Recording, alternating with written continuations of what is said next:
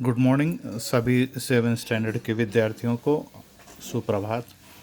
आज फिर से मैथ्स सीखने के लिए हम यहाँ पे तैयार हैं और हम ज्योमेट्री के इस विभाग को सीख रहे हैं और इसमें विपरीत किरणें अपोजिट रे के बारे में हम सीखेंगे। इसमें आपको जो ये आकृति दिखाई दे रही है, इसमें आपको दो आकृति दिखाई दे रही है, एक नंबर 1 और नंबर 2। दोनों में एक किरण दाईं तरफ एक किरण बाईं तरफ जा रही है, लेकिन पहली और दूसरी आकृति में क्या फ़र्क है?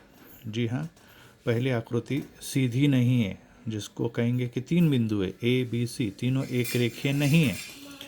लेकिन दूसरे आकृति में बिंदु ए, बिंदु बी तथा बिंदु सी तीनों भी एक रेखा में है। तो ऐसी अवस्था में बिंदु बी से एक बाईं तरफ जा रही है किरण बी ए, और बिंदु ए बी से दाहिनी तरफ जा रही है किरण बी सी। ऐसी दो किरणों का मिलाप बिंदु बी पर हो रहा है। इन दो किरणों को अर्थात किरण बी ए और किरण बी सी को विपरीत किरणें कहेंगे। विपरीत क्यों कहेंगे? क्योंकि एक दाईं तरफ और एक बाईं तरफ जा रही है, एक बाएं। तो इस प्रकार की किरणें जो विपरीत दिशा में जाती है उसको विपरीत किरणें कहते हैं। तो फिर परिभाषा इस आकृति के साथ जो मैंने नीचे बनाई है उसी के साथ बनानी है आपने। लिखेंगे जिन किरणों के आरंभ बिंदु सामान्य हो। देखिए इन दोनों में आरंभ बिंदु कौन सा है? देखिए ये देखिए आरंभ बिंदु है बी। आरंभ बिंदु सामान्य दो किरणें, ए के बाईं तरफ जाने वाली किरण बी ए, दाहिनी तरफ जाने वाली बी सी, और बीच में बिंदु बी सामान्य है, कॉमन है। तो वे किरणें एक रेखीय भी होना चाहिए। जैसे मैंने आपको बताया कि ऊपर की आकृति में, ये वाली आकृति में ये एक रेखीय नहीं थी, लेकिन नीचे की एक रेखीय थी, तो एक रेखीय भी होना चाहिए। तो ऐसी अवस्था में उन किरणों को विपरीत किरणें कहते हैं। तो ये विपरीत किरणों की परिभाषा आप ऊपर जो मैंने हाथ से बनाई हुई आकृति के साथ बनाएंगे। अब यहाँ पर आपको इस आकृति को दिखाया गया है। यहाँ पे दो जोड़ी विपरीत किरण की दिख रही है, कि ऊपर से नीचे की तरफ जा रही है, एक दाईं से बाईं की ओर जा रही है। पहली किरण, तो अभी आपको बोलना है कि इसमें से प्रश्न ये है कि संलग्न आकृति में विपरीत किरणों के नाम लिखो। विपरीत किरणों के नाम लिखो। तो देखिए ऊपर से नीचे की ओर दो किरणें जा रही है, वो है पी एल ऊपर की तरफ, पी एम नीचे की तरफ। तो ये किरण की दो जोड़ी हो गई। किरण एल पी आपको कहेंगे ये ऊपर की तरफ जा रही है, ये देखिए ये किरण पी एल, और नीचे जा रही है वो पी एम। दूसरी किरण है किरण पी एन, इस तरफ जा रही है, किरण पी एल पी टी इस तरफ जा रही है। तो इस प्रकार से दो जोड़ियाँ दिखाई दे रही, किरण पी एल, किरण पी एम, किरण पी टी, किरण पी एन। तो इस प्रकार की दो जोड़ियाँ विपरीत किरणों की हैं, और पहले का ये उत्तर है। क्या विपरीत किरण पी एम और पी टी विपरीत किरणें हैं? सकारण लिखो। पी एम देखिए, अब आ जाइए आकृति में, पी एम दिख रही है, इस तरफ जा रही, बी से एम नीचे की तरफ, और पी टी किधर जा रही है? इस तरफ जा रही है। क्या? नहीं है। क्यों नहीं है? क्योंकि वो एक रेखीय नहीं है। एक दाईं तरफ एक बाईं तरफ ऐसी नहीं जा रही है, बल्कि एक नीचे जा रही है और एक बाईं तरफ जा रही है। विपरीत किरण कौन सी है? ऊपर नीचे वाली, पी एल, और नीचे जा रही है वो किरण पी एम, लेकिन पी टी नहीं है। तो यहाँ पे कारण लिखा है कि ये विपरीत किरण नहीं है, क्योंकि वे एक रेखीय नहीं है। दूसरी परिभाषा आपने लिखनी है, वो है परिभाषा है रेखीय युगल कोण। अब इसमें देखिए, इसमें आपको आकृति में दिखाई दे रही नीचे विपरीत किरणें, क्यू इसका सामान्य बिंदु है, लेकिन क्यू से एक और किरण ऊपर की तरफ जाती हुई दिखाई दे रही है। अर्थात यहाँ पे दो नहीं तो तीन किरणें, ये विपरीत किरण किरण पी क्यू और किरण क्यू एस से बनी है, और ऊपर की तरफ जा रही है किरण क्यू आर। और इन तीन किरणों में हमें एक विशेषता दिखाई देती है कि ये वाला जो कोण है, कोण पी क्यू आर, इसको अगर आप नापेंगे तो 120 अंश मिलेगा ये वाला, और कोण आर क्यू एस, इसे अगर नापेंगे तो कितना मिलेगा? 60 अंश। क्यू पी क्यू आर से 120, ये बड़ा वाला कोण अधिक कोण है, और ये छोटा वाला कोण जो है वो 60 अंश। अर्थात दोनों को 120 और 160 को मिलाए तो कितने बन जाएगा? 180। तो ऐसे रेखीय युगल कोणों के मापों का योगफल 180 होता है।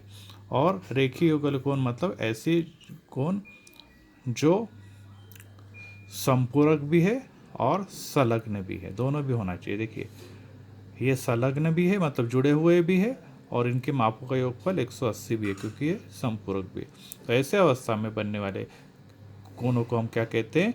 रेखीय युगल कोण कहते हैं। नीचे परिभाषा दी है, ये आपने उतारनी है। जिस दो कोणों की एक भुजा सामान्य हो तथा असामान्य भुजाएं रेखीय युगल कोण की निर्मिति कर सामान्य हो तथा रेखीय हो, एक रेखीय हो, तो ऐसे कोणों को रेखीय युगल कोण कहते हैं। रेखीय युगल कोण परस्पर संपूरक होते हैं। देखिए इन दोनों कोण है, कोण पी क्यू आर और कोण क्यू आर क्यू एस, इसमें एक ही भुजा सामान्य क्यू आर। तो ये सामान्य भुजा के बारे में उन्होंने क्या कहा कि एक भुजा सामान्य होगी, लेकिन जो बची हुई असामान्य भुजा ये हो और ये दाएं और बाएं वाली ये एक रेखीय हो, एक दिख रही एक रेखीय हो, तो ऐसी अवस्था में इस कोणों की जोड़ी को क्या कहते हैं? रेखीय युगल कोण कहते हैं। उनके मापों का योगफल 180 अंश होता है। अब दूसरे कुछ प्रश्न पूछे गए कि इस कोणों की रचना करो, जिनके रचना नहीं हो सकती उसके कारण लिखो। तो ये है पहला प्रश्न संग्रह 19 का पहला, संलग्न हो न हो, संलग्न मतलब जुड़े हुए नहीं होना चाहिए परंतु कोटि पूरक होने चाहिए। तो संलग्न मतलब अलग अलग। देखिए अब ये पहला कोण दिख रहा है आपको ए बी सी और दूसरा पी क्यू आर, ये दोनों अलग अलग, एक की माप है 40, दूसरे की माप है 50, इसलिए ये संलग्न नहीं होंगे। दूसरी बात है ये कोटि पूरक होने चाहिए। कोटि पूरक की परिभाषा क्या है? इनके दोनों के मापों का योगफल 90 होना चाहिए। तो देखो 40 और 50 को जोड़ा तो कितना आ गया? 90।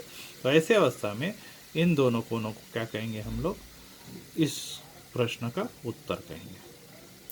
क्वेश्चन नंबर 2, रेखीय युगल कोण जो संपूरक न हो, जी हाँ ये हो नहीं सकता, ये संभव नहीं है, क्योंकि रेखीय युगल कोण की परिभाषा में ही है कि वो संपूरक अर्थात 180 अंश का होना चाहिए। तो ये तीसरे का उत्तर है। और दूसरे का उत्तर है, तीसरे में संपूरक हो मतलब दोनों के मापों का योगफल कितना होना चाहिए? 180 तो होना चाहिए, पर रेखीय युगल न हो। रेखीय युगल का मतलब क्या है? वे जुड़े हुए ने संलग्न कोण होने चाहिए।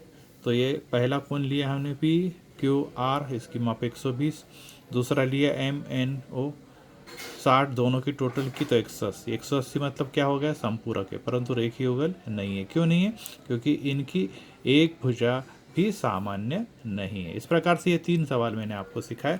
तो आपको जो मैं अभी वीडियो भी दिखाया है, वीडियो से सीख लेना है आप लोगों ने और अपनी कॉपी में बनाना है। फिर से मैं दोहरा रहा हूँ कि अपने मित्रों को, अपने सहेलियों को बताएं, पढ़ाई करना अनिवार्य है, क्योंकि 2-3 बच्चे ही सिर्फ वीडियो देख रहे हैं। शिक्षक बहुत मेहनत करते हैं, बहुत परिश्रम से पढ़ाते हैं, और अगर बच्चे पढ़ने में इंटरेस्ट नहीं ले रहे तो उनका बहुत बड़ा नुकसान हो जाएगा। तो इसलिए कृपया मैं आपसे विनती कर रहा हूँ कि आप रेगुलर गणित का वीडियो देखें। अगर आप नहीं देख रहे हैं तो आपको गणित नहीं आएगा। 7वीं का गणित कठिन है और 19 प्रश्न संग्रह पूरे हो रहे।